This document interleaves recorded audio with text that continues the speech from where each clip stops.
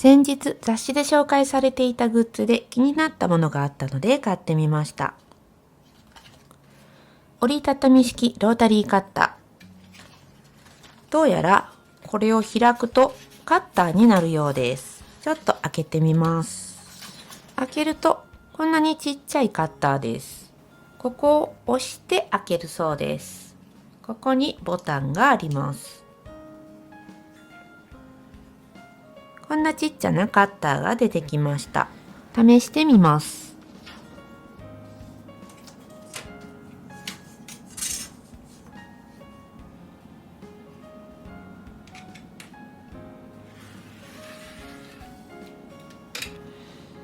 普通に綺麗に切れます。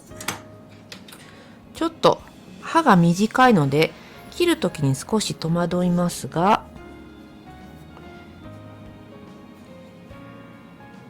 定規に当てて、ここがちょうど手を置く場所になります。短い分結構安定して綺麗に切れます。2枚一緒に切ってみます。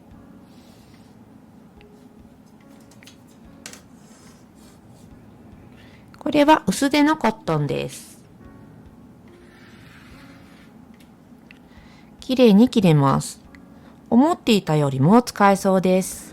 こんなにコンパクトなので、あんまり期待はしていなかったのですが、意外と切りやすかったです。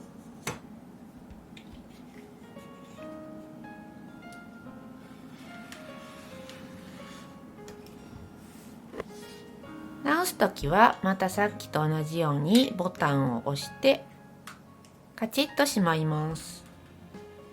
こちらのカッターの難点はお値段が高いことと刃が変えられないことです。値段は楽天市場などでは1300円前後です。